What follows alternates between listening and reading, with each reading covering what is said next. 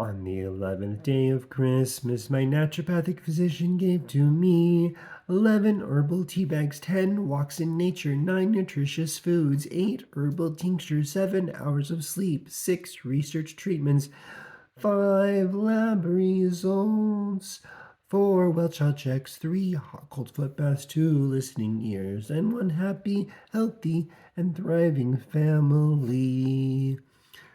Hi, I'm Dr. Michael Smith, and thank you for joining me on this, the 11th day of Christmas, brought to you by a naturopathic physician. Today, we're diving into the world of tea, an herbal tea bag. I have 2 of them. I think there's more than 11. I love herbal tea because it is a nice, enjoyable way of getting those nutrients and beneficial chemicals, plant chemicals, into our bodies that can be really healing. In day 8, we talked about different ways of extracting those chemicals. I use chemicals because of lack of a better word, but that's what they are, from plants. Now, we talked in day 8, we talked about tinctures and using alcohol or glycerin, maybe apple cider vinegar, to use the dropper bottle form to take those herbs. Today, we're talking simply about herbal tea. And before we begin, I want to make some definitions just so that you know correct herbal tea lingo. The number one is what herbal tea is. Now, when we talk about tea, we're often referring to the Camellia sinensis plant. That's the plant that we get the black tea, green tea, gray tea, white tea, all of that tea from. That is formally called tea. Everything else, all of these herbal things that are not that don't have that Camellia sinensis plant in it, are technically infusions.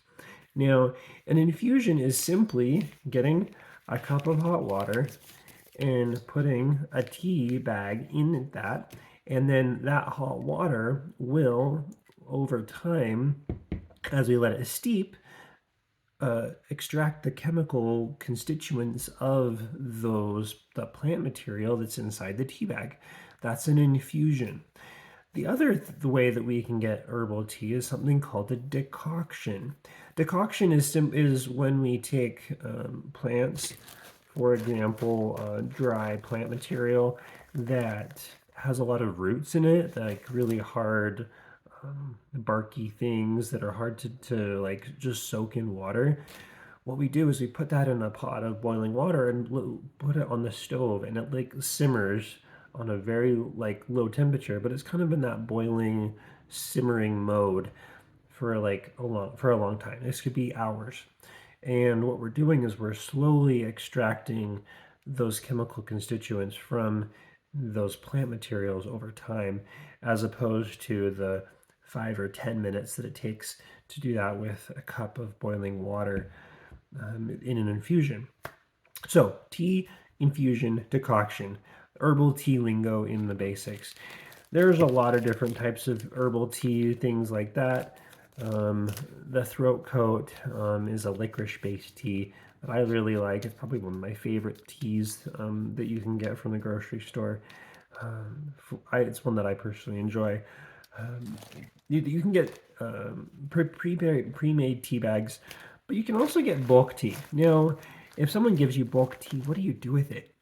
There's a lot of different teas that you can get that way, but what do you do with it? And that's when you tap into a resource like a tea ball, or I have this thing that opens up and I put the tea inside of it, I close it up, and I stick this inside my mug with my hot water, and it kind of contains that tea mixture for a while.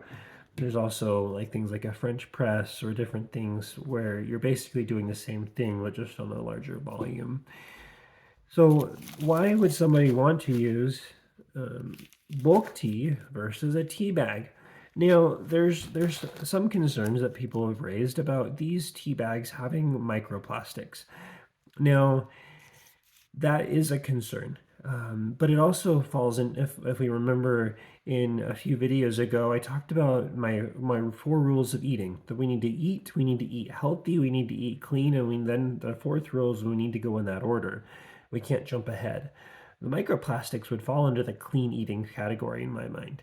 And if we're focusing on just eating, or just in this case, drinking tea or drinking healthy tea, I'm not going to worry about as much about microplastics. However, if you're already eating clean and healthy, then switching to a bulk tea that you can get from lots of different companies, you can even make it yourself if you want to, and using something like this to extract that tea in your water is probably the way to go.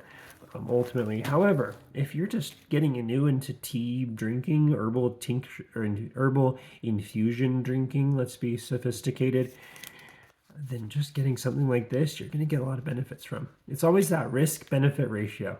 What's the risk, what's the benefit, and where am I going to stand at the end of it all?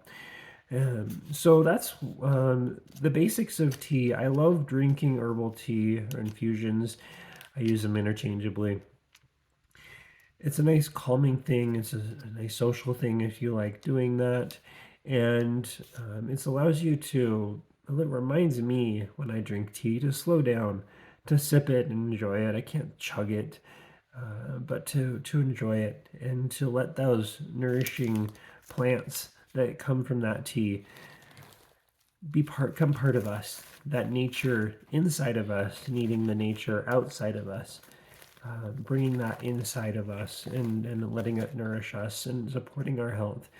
There are so many different plants that are designed that are optimized to support so many different aspects of our health, whether it's our nerves, whether it's our eyes, our stomach, our digestion, our heart health.